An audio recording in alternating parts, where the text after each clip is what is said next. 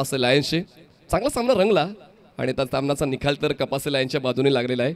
आता ऋषी यांनी बघा ना एक षटकार खेचण्यासाठी खूप वाट पाहिली आणि वेळेवर तो षटकार खेचताना आपल्या संघाचा विजय साकारलेला आहे. तर या मॅन ऑफ द मॅचचा पुरस्कार स्वीकारण्यासाठी Vinayak Patil is the man of the match.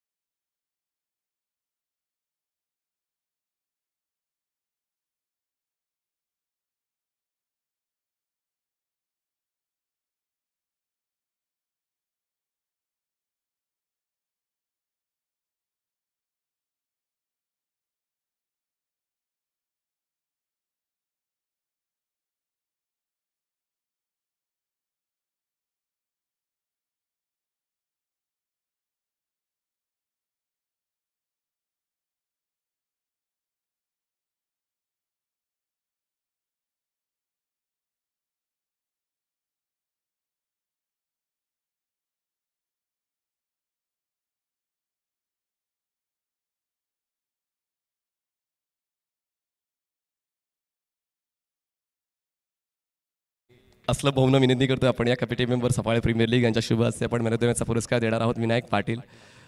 काय स्ट्रॉंग माइंडसेट विनायकचा आपण पाहिला आणि खूप काही शिकण्यासारखं असतं जेव्हा आपण क्रिकेटचे सामने पाहतो. फक्त पाहायचं नसतं, त्यामध्ये खूप काही शिकण्यासारखं शिकायचं असतं आणि तेच विनायक पाटील आणि ऋषी यांच्या वतीनं पाहायला मिळालं. पहिला फलंदाज झटपट बाद झाला पण त्यानंतर विनायक आणि ऋषी यांचा जो खेळ होता तो खरंच कौतुकास्पद राहिलेला आहे. अभ्यासपूर्ण खेळ धावांचा पाठलाग करण्यासाठी जो आवश्यक होता तो विनायक आणि ऋषीच्या वतीनं टीम कपासे लायन्सला मिळाला.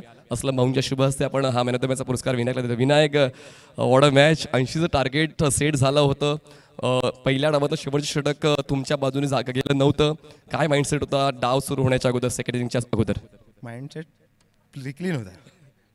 पण असा कधी विचार करता की मला डिफेन्सिव्ह खेळायचं आहे, मला अटॅकिंग खेळायचं आहे, मला काउंटर करायचं आहे, की फक्त जायचं आणि मारायचं आहे? जायचं, बॉल बघून खेळायचं.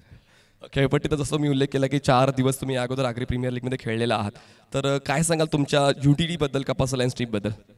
कारण इतर फलंदाज टेस्ट नाही झालेत, फक्त ऋषी आणि विनायक फक्त टेस्ट झालेत, पण इतरांना अजूनही तुझी संधी खेळण्याची मिळाली नाही आहे. खेळतील चांगले.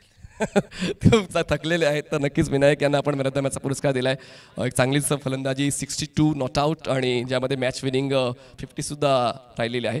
तर आपण पहिला सामना एन्जॉय केला, दुसरा सामना देखील एन्जॉय करणार